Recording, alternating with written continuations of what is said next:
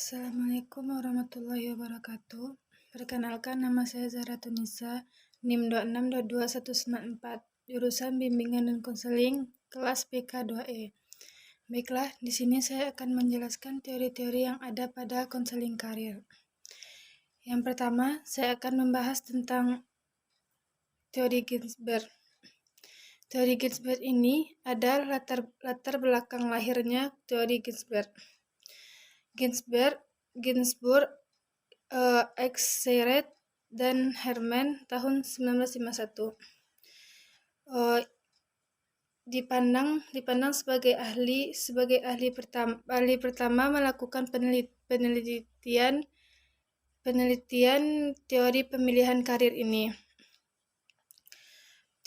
Teori pemilihan karir ini terdiri dari seseorang pakar ekonomi, psikologi dan psikiater.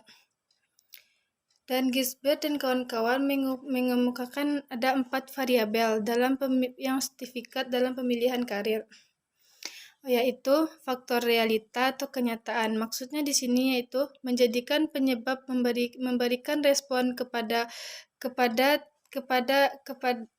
anak yang memiliki untuk memilih pemilihan karir. 2. Pengaruh pendidikan. Maksudnya di sini yaitu jumlah dan jenis pendidikan sangat berpengaruh atas pembuatan pilihan karir. 3. Faktor emosional.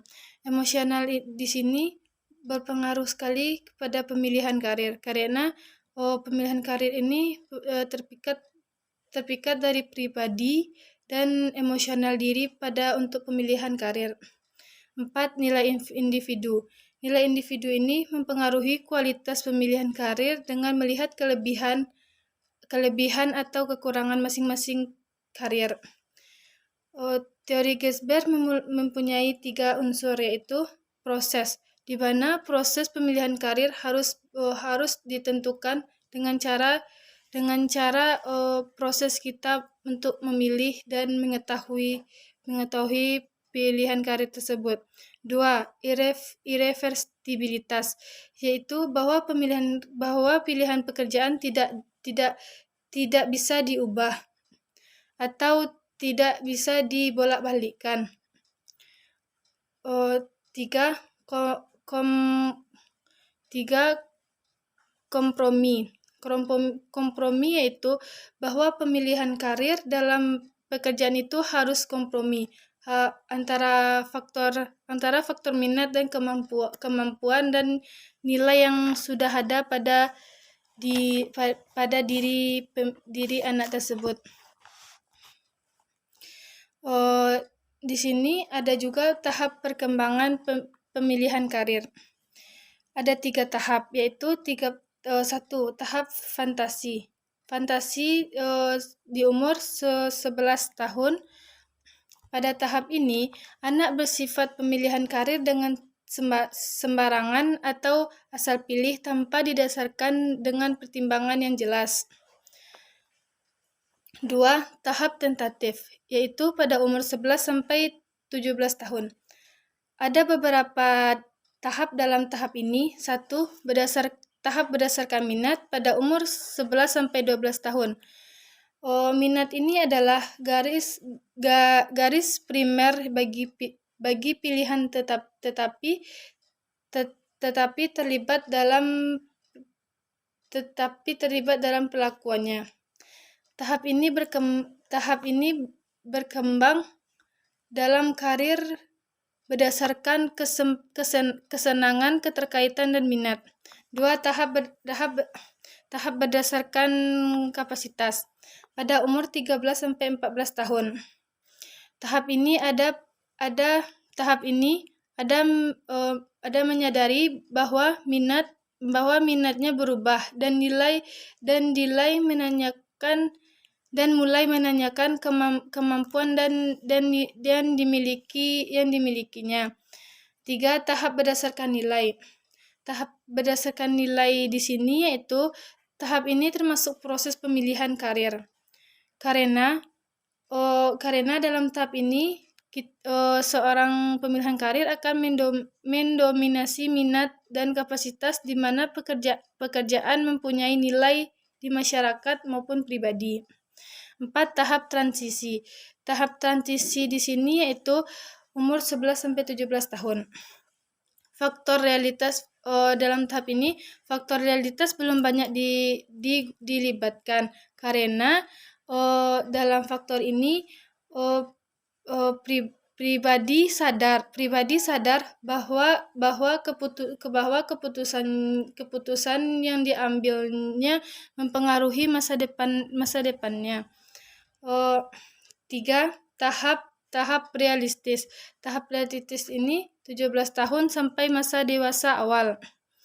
Tahap ini mengkaji antara faktor realistis prasyarat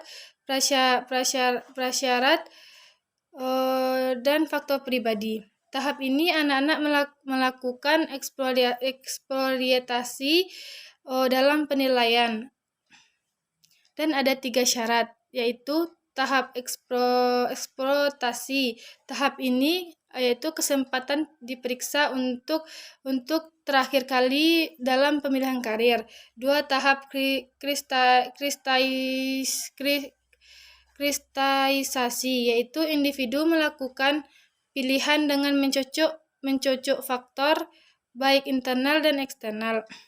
3. Faktor spesifikasi, yaitu individu memilih pekerjaan spesifik, yaitu pekerjaan yang khusus atau yang telah diminati dalam pemilihan karir. Dan ada juga teori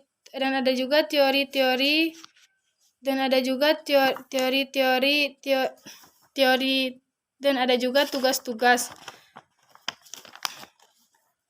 Dan ada juga tugas-tugas dalam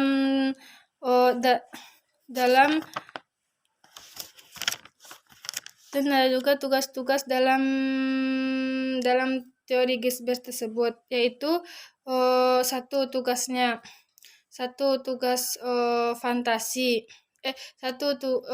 tugas umur 11 tahun. Tugas perkembangannya fantasi. Tugas perkembangannya fantasi.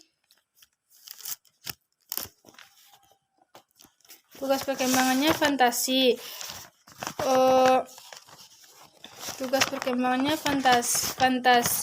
Golongan masanya kanak-kanak. Kriteria utamanya pada tahap awal berorientasi bermain. Akhir tahap ini bermain menjadi prioritas kerja. 2. Umur 11 sampai 17 tahun. Tugas perkembangannya tentatif. Golongan masanya remaja awal.